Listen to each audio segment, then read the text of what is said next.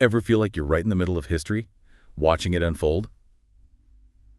That's kind of what it feels like to dive into the Bitcoin white paper. Yeah, it's wild. It's October 2008. The whole world's freaking out, financially speaking, right? Lehman Brothers crashed and burned. Gold's taken a nosedive. Heck, even Windows 7 was still in beta. You know, what gets me is how this white paper just pops up right in the thick of it. It wasn't some, intellectual thought experiment. It was a straight-up reaction to a system that seemed like it was about to implode. Like, hold on, I've got an idea. Totally. It's like someone threw a digital life preserver right into the middle of a financial hurricane. Imagine this. October 31st, 2008, Halloween, spooky season. Right. This email pops up in a cryptography mailing list. Subject line: Bitcoin P2P eCash paper. And who sent it? Oh, no. The one and only, Yeah. the mysterious, still kind of mythical, Satoshi Nakamoto. And the email itself. Super low-key. Right. Just a quick, this is what Bitcoin's about. No more double spending. No central bank calling the shots. Do what you want. Stay anonymous. Just casually changing the world over here. No big deal. Exactly. But here's the real gem, a link to this bare bones website. Bitcoin.org. 9 pages, plain and simple, titled Bitcoin, a peer-to-peer electronic cash system. No flashy stuff, just pure concentrated ideas. And this is where Satoshi really lays it all out, right? Yeah. Starts by dissecting everything wrong with traditional finance, which is super relevant after that 2008 meltdown. Banks, fees, fraud risks, the whole 9 yards. It's like he's saying, look, this isn't working. What if we could just send money to each other online? Cut out the middlemen, cut out the drama. Ambitious for sure. Totally ambitious. But then full-on tech wizardry. That's where things get really interesting. Because the big question with digital cash has always been, how do you stop someone from spending the same digital dollar twice? With regular cash, you can hold it in your hand, can't spend the same dollar in 2 places. But online, whole different story. Right. It's that whole double spending problem, right? We hear about it all the time. Exactly. Before, you need a bank, someone you trust to verify everything, make sure no one's playing games. Satoshi's genius was figuring out how to do it without needing any central authority. By creating .Bitcoin. By creating this decentralized network running on this radical new idea, proof of work.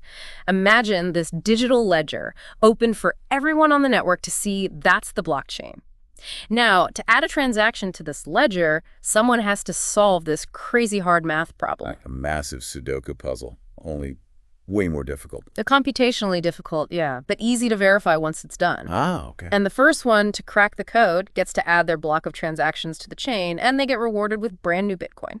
That's what we call mining. So the more miners you have, the harder it becomes for any one person to hijack the whole system. Like some kind of digital security blanket woven out of math problems. Yeah. Exactly. And this is just scratching the surface. Satoshi goes deep on how each transaction is connected, these chains of digital signatures, how they use timestamps to make everything secure. It's like building this intricate tamper-proof system from the ground up. Timestamp. So are we talking like the timestamp on an email proves when it was sent? Perfect analogy. Every block on the blockchain has this unique timestamp, proving when it was created, stopping anyone from going back and messing with past transactions. It's like this unbreakable digital notary verifying every Bitcoin transaction ever made. Pretty clever. But Satoshi was really into Bitcoin being anonymous, right? How does that work exactly? His idea was to keep the public keys anonymous. So you've got your public key and kind of like your account number, everyone can see it. But then there's your private key, your secret PIN, and that's how you access your Bitcoin. So I keep that private key safe and my identity's hidden. That's the idea. But even Satoshi knew that true anonymity is really, really hard to achieve. If someone figures out how to connect your public key to your real identity, they can potentially track your transactions. So it's not about being totally invisible, but making those connections super hard to find. Exactly. Got it.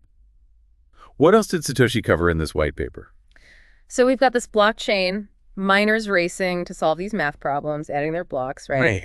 But how do we know someone... Wow, so they're basically up against this like ever-growing, super fast train powered by math. Exactly. Satoshi was thinking ahead. He really was. But let's say I'm not a tech genius, just someone who wants to use Bitcoin, right? Right. Do I have to run a node myself? Validate all those transactions? That's where Satoshi's foresight really comes in. He came up with this idea of simplified payment verification, SPV for short. Simplified payment verification. Okay, that already sounds better than running a whole node. What is that exactly? Basically, you can verify your transactions without downloading the entire blockchain. Hold on. How does that work? Think of it like checking if a product is authentic, right? You can scan a QR code. You don't need to inspect the entire factory. Okay, so I'm trusting that the network as a whole is good, but I can still double-check my own stuff. Yeah. With SPV, you're getting these things called block headers, little summaries of the key info, Yeah. and you're making sure your transaction is in a specific block. Okay, that makes sense. It uses something called a Merkle proof, a cryptographic tool that makes it super efficient to verify without needing all the data. Got it. So it's like a trade-off then. Yeah. SPV is easier for regular people, but running a full node is more secure. Exactly. Satoshi even said, like, businesses, especially if they're doing a lot of transactions, they should probably run full nodes. Right, makes sense. For the extra security. He was already thinking about all these different levels of participation right from the start. It's impressive. Yeah. You know, reading the white paper, though, I noticed a few things that seemed a little off. Really? Like what? Well, remember that phrase, one CPU, one vote? Catchy, right? Yeah, I've heard that before. It doesn't tell the whole story, though, does it? No, not really. I mean, we've talked about how not all CPUs are equal. And nowadays, mining's all about specialized hardware, not just any old computer processor. Exactly. And I think it shows how Satoshi was trying to use familiar terms to explain this radical technology. He was describing something that had never existed before. Right.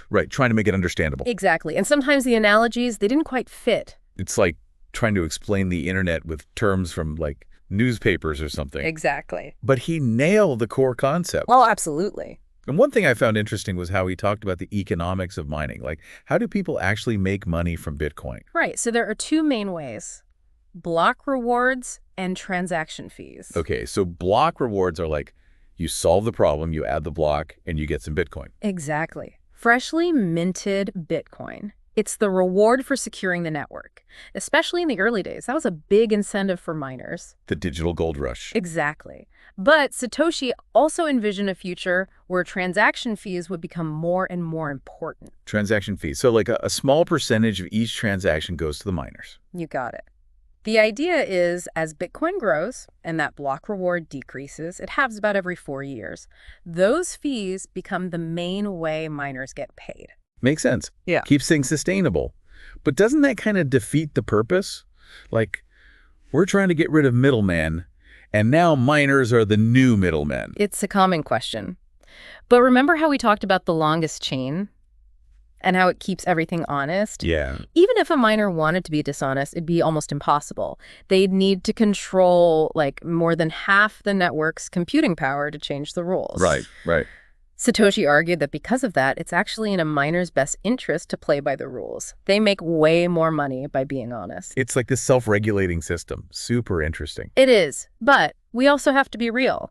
Things haven't exactly gone the way Satoshi imagined. Oh, right. Like what? Well, there are concerns today about things like miner concentration. Like, what happens if a few big mining pools end up controlling a big chunk of the hashing power? Yeah. Isn't that the opposite of what we're going for? It does raise some questions. We have to remember, the white paper wasn't a crystal ball. It was more like planting a seed. And now we're seeing how it grows.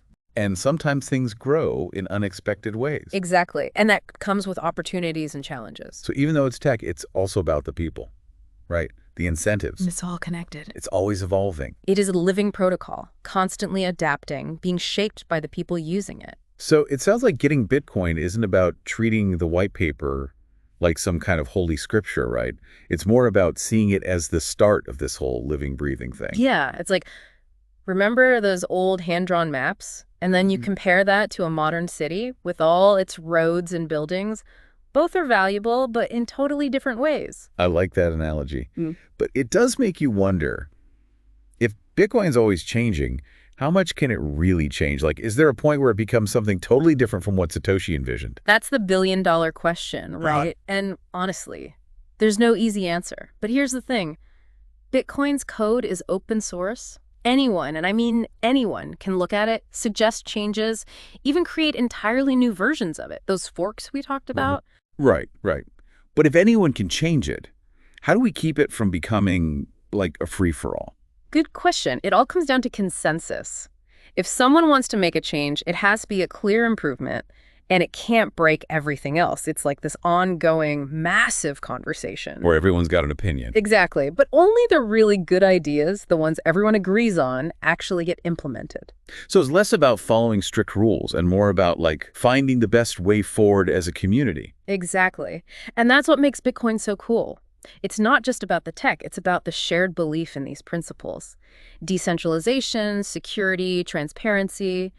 People might disagree on the details, but they believe in the core idea. That makes sense. So even if some of what Satoshi wrote hasn't played out exactly as he predicted, those core principles, those are what really matter. Absolutely. Those are the foundations. They're what have allowed Bitcoin to survive, to become so resilient. It really is pretty amazing. We're not just talking about, like, computer code here or even money. It's bigger than that. It's more like a movement, an experiment.